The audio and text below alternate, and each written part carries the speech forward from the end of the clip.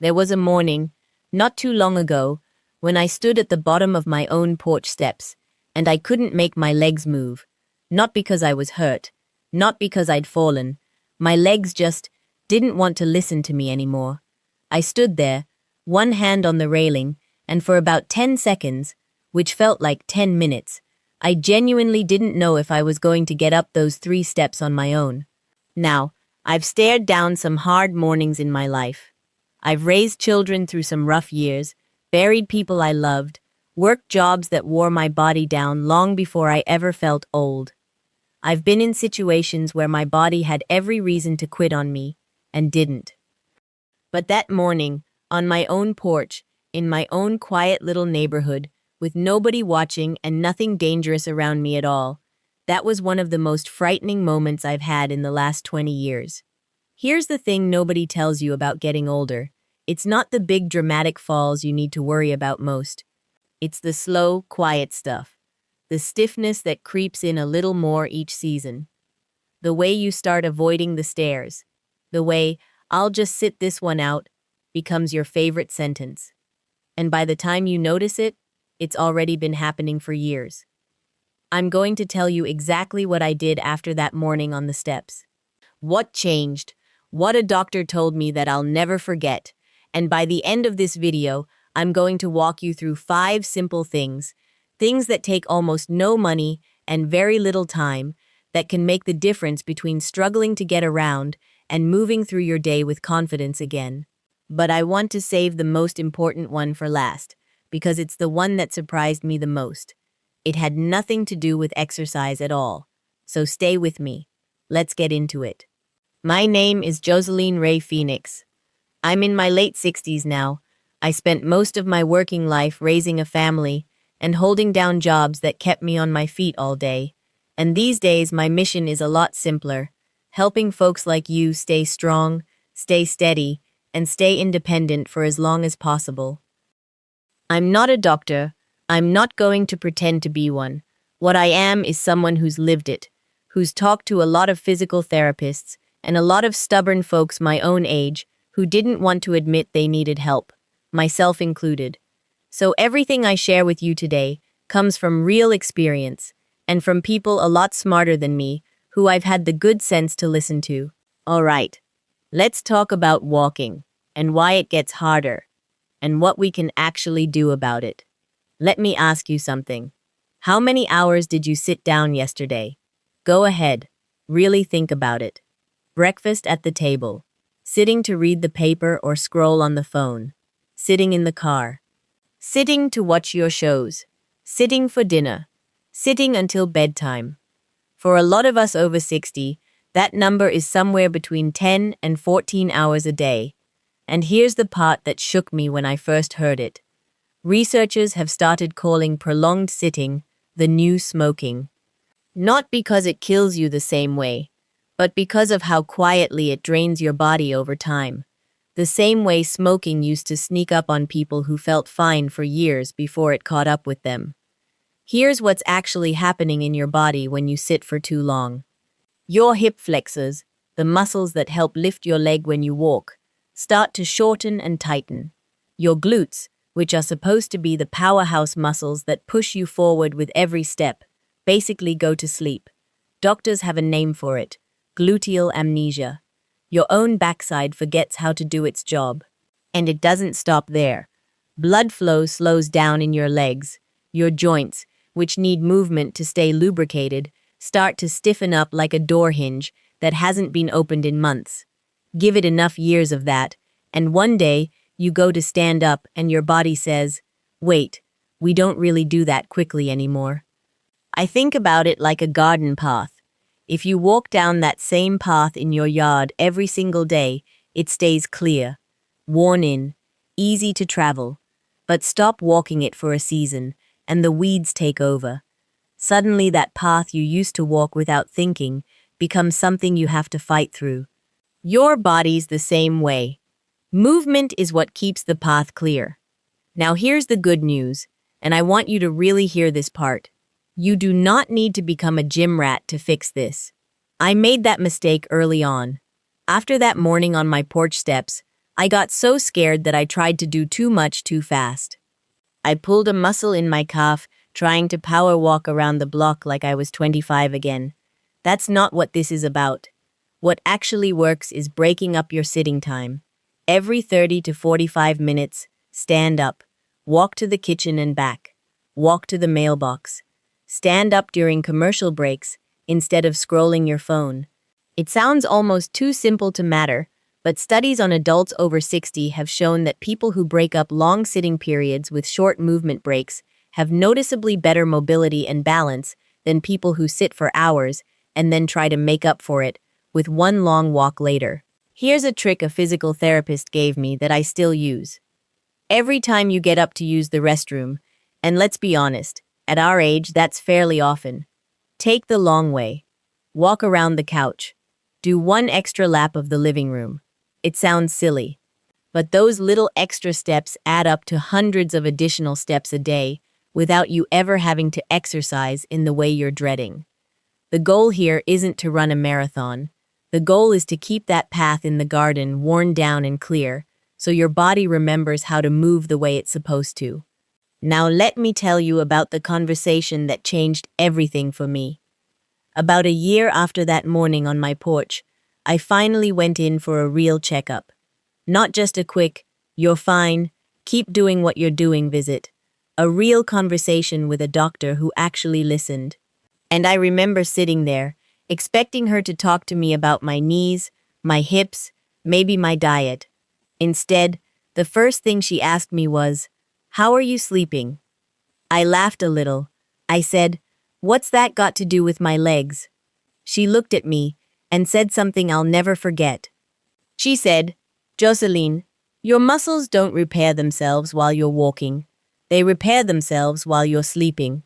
If you're not sleeping well, you're asking your body to rebuild a house with half the construction crew showing up." That hit me hard. Because here's the truth. I hadn't been sleeping well in years. I told myself that was just what happens when you get older. Waking up at 2 or 3 in the morning, tossing and turning, feeling tired even after 8 hours in bed. I thought that was just the deal you make with age. But it's not. Not entirely. Here's what's actually happening. When you're in deep sleep, your body releases growth hormone, which is responsible for repairing muscle tissue, strengthening bone density, and restoring the connective tissue in your joints. If you're not getting enough deep sleep, and a lot of people over 60 aren't, because of things like sleep apnea, restless legs, or just bad sleep habits built up over decades, your body never fully finishes the repair job from the day before. Day after day, that damage compounds. Your joints stay a little more inflamed, your muscles stay a little more fatigued, and walking starts to feel like wading through mud instead of moving through air. There's a statistic that stopped me in my tracks when I first read it. Older adults who consistently sleep less than 6 hours a night have a significantly higher risk of falls compared to those getting 7 to 8 hours, not because they're clumsier, because their brain's reaction time slows down, their balance systems don't recalibrate properly, and their muscles simply haven't had the chance to recover. So here's what I want you to walk away with. Sleep isn't laziness. Sleep isn't wasted time. Sleep is when your body does its most important repair work. The maintenance crew comes out at night while you're resting, and if you keep sending them home early, don't be surprised when the walls start to crack. So, what do you actually do about it? A few things that made a real difference for me, and that I've heard from plenty of others too. First, get consistent. Going to bed and waking up around the same time every day, even on weekends, helps regulate what's called your circadian rhythm. Your body starts to trust the schedule, and trust leads to deeper, more restorative sleep. Second, watch what happens in the 2 hours before bed. I used to fall asleep with the television on, thinking it relaxed me. Turns out that blue light and the constant stimulation was quietly working against me the whole time. Now I read for 20 minutes with a warm light instead, and it's made a noticeable difference. Third, and this one surprised me, if you're waking up multiple times a night to use the bathroom, Try cutting off fluids about 2 hours before bed, and talk to your doctor if it's happening more than once or twice. Constant nighttime waking breaks up your deep sleep cycles before your body can finish its repair work. And fourth, if you snore heavily, wake up gasping, or your partner has ever told you that you stop breathing for a few seconds in your sleep, please get that checked out. Sleep apnea is incredibly common in people over 60, and it robs you of the deep sleep your muscles and joints desperately need. It's not something to be embarrassed about, it's something to fix. I'm not exaggerating when I say that fixing my sleep did more for my mobility than any stretch or exercise I tried. It was the foundation everything else was built on. Now here's one that most people completely overlook, and it ties right back into that sleep conversation. My doctor asked me a second question that day that caught me off guard. She asked, "How much time do you spend outside?" And I had to be honest with her. Barely any. I'd fallen into a habit, like a lot of us do, of running errands quickly, going from the car to the store and back, and spending the rest of my time indoors. I told myself I was being careful, avoiding the heat, avoiding falls on uneven ground, avoiding the hassle. But here's what I didn't understand back then. Sunlight isn't just about vitamin D, although that's a huge part of it. When sunlight hits your skin, your body starts producing vitamin D, which is absolutely essential for calcium absorption. Without enough vitamin D, your bones become more brittle, your muscles become weaker, and something called your neuromuscular function, basically, how well your brain and your muscles communicate with each other, starts to decline. That communication is exactly what keeps you steady on your feet. Studies have found that a significant number of adults over 60 are deficient in vitamin D, and that deficiency has been directly linked to increased muscle weakness and a higher risk of falling. Think about that. Something as simple, as free, as sitting outside for 15 or 20 minutes a day could be one of the missing pieces for a lot of people watching this right now. But there's a second piece to this that people rarely talk about. Morning sunlight helps regulate that circadian rhythm I mentioned earlier, the one that controls your sleep. When natural light hits your eyes in the morning, it tells your brain, "All right, the day has started," which helps set the timer for when your body will naturally want to wind down and produce melatonin that night. Skip the morning sunlight, stay indoors under artificial light all day, and that internal clock gets confused. That confusion is a big reason so many older adults struggle with both sleep and daytime fatigue at the same time. So sunlight and sleep aren't two separate tips. They're connected, like two ends of the same rope. Fix one, and you help the other. Now, I know some of you are thinking about the heat, or the risk of walking on uneven pavement, or just not having anywhere pleasant to sit outside. Here's what I'd suggest. You don't need a long walk in blazing sun to get the benefit. 10 to 20 minutes in the early morning or the early evening, sitting on a porch, a balcony, or even just standing by an open window with the sun on your arms and face can make a real difference. If you have a yard, even better. Sit in a chair, feel the sun, watch the birds. It doesn't have to be complicated. I started doing this every morning with my coffee, 15 minutes outside before the day gets busy. It became one of the most peaceful parts of my routine, and within a couple months, I noticed I was falling asleep easier and waking up with less stiffness in my legs. 2 problems, 1 simple habit. All right, now let's get into the part a lot of you have been waiting for, the actual exercises. Now, before I go further, let me be clear about something. I'm not going to tell you to go do squats with a barbell or try to run a 5K. If a video promises you some intense workout routine at our age, be careful.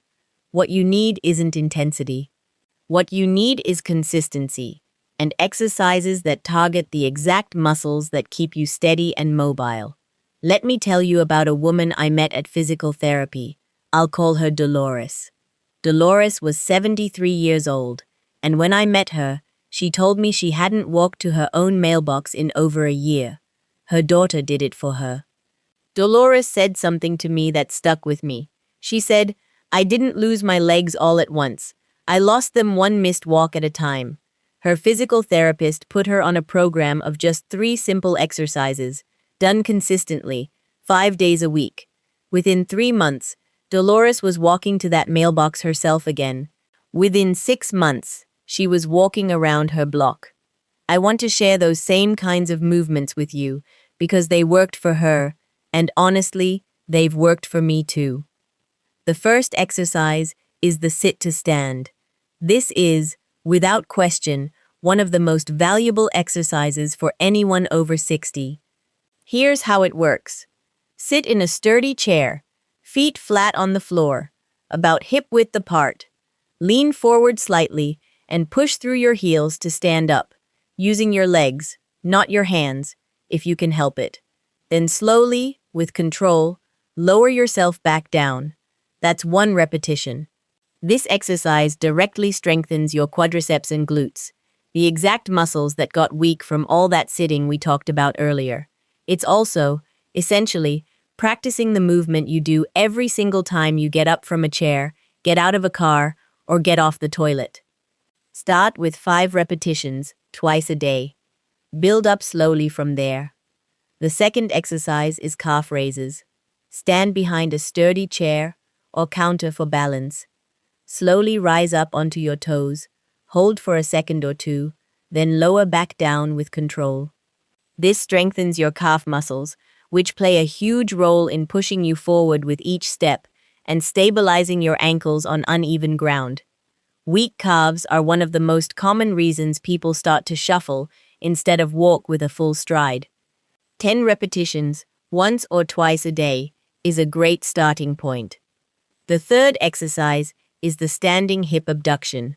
Hold onto the back of a chair and slowly lift one leg out to the side, keeping your body upright, then lower it back down. Repeat on the other side. This targets the muscles along your hip and outer thigh that are responsible for keeping you steady when you're walking, the ones that stop you from wobbling side to side with every step. This is one of the most overlooked muscle groups, and weakness here is a leading contributor to falls. Here's the mindset shift I want to offer you. Don't think of these as workouts. Think of them as maintenance. The same way you wouldn't wait for your car to completely break down before changing the oil, you don't want to wait until you can't get out of a chair before you start strengthening the muscles that get you out of that chair. 5 to 10 minutes a day. That's genuinely all it takes to start. Not an hour. Not some grueling routine that leaves you sore and discouraged.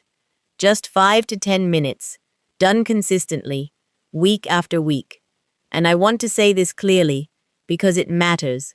Always check with your doctor before starting any new exercise routine, especially if you have joint issues, heart conditions, or balance concerns. What I'm describing has worked for me and for people I know, but your body and your history are your own, and your doctor knows that history best. Now, this last one is the piece I mentioned at the very beginning of this video, the one that surprised me the most. When my physical therapist first suggested I try Tai Chi, I'll be honest with you, I laughed.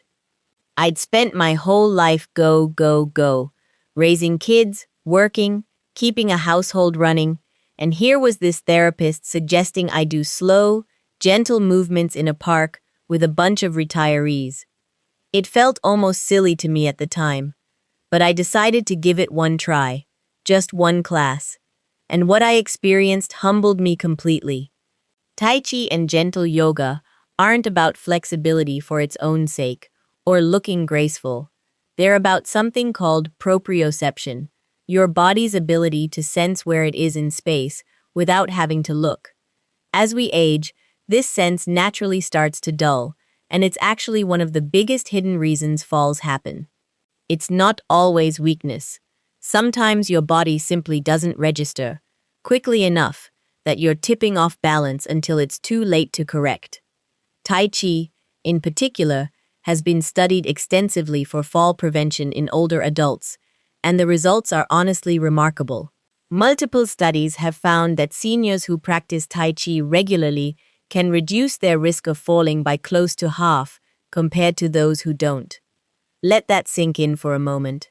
A gentle practice, done in loose clothing, with no equipment and no impact on your joints, cutting fall risk nearly in half.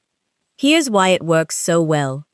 Every slow, deliberate movement in Tai Chi forces your brain and your muscles to communicate constantly, shifting your weight gradually from one leg to the other, engaging your core, training your ankles and knees to make micro adjustments the same way they'd have to during real-life walking on uneven sidewalks or grass. It's like a rehearsal for real life, done slowly enough that your body can actually learn from it, rather than reacting in a panic the moment something goes wrong. Gentle yoga offers something similar, with an added focus on breath and flexibility.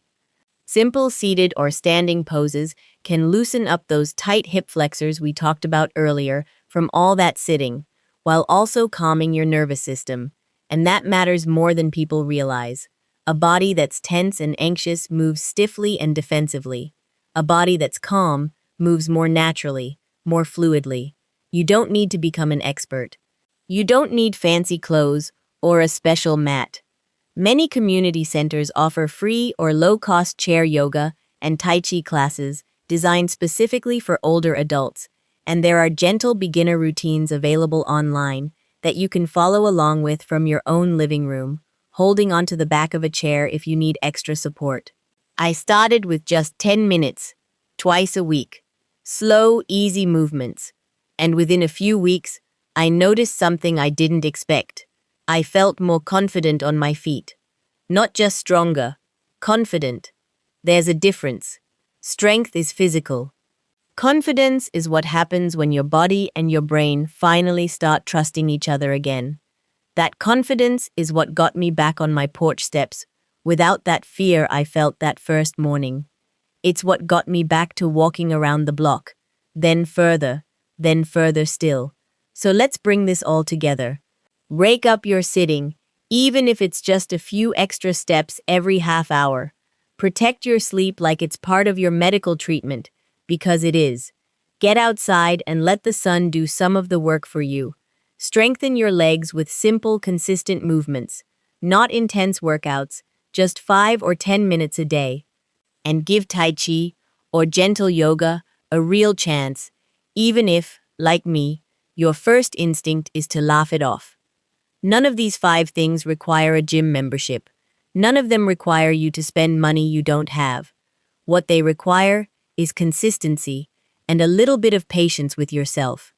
I think back often to that morning on my porch steps, standing there, afraid to move. If you had told me then that within a couple of years I'd be walking my neighborhood every morning, sitting outside with my coffee, doing Tai Chi in my backyard, like some kind of, I don't know, wise old monk, I wouldn't have believed you. But here I am, and if I can turn it around, so can you. If this video helped you, do me a favor and share it with someone in your life who's been struggling to get moving. A parent, a spouse, a friend. Sometimes the people who need to hear this most are the ones too proud to go looking for it themselves. And if you want more honest, real conversations like this one, make sure you're subscribed, because I've got plenty more stories and lessons to share with you. Take care of yourselves out there, and I'll see you in the next one.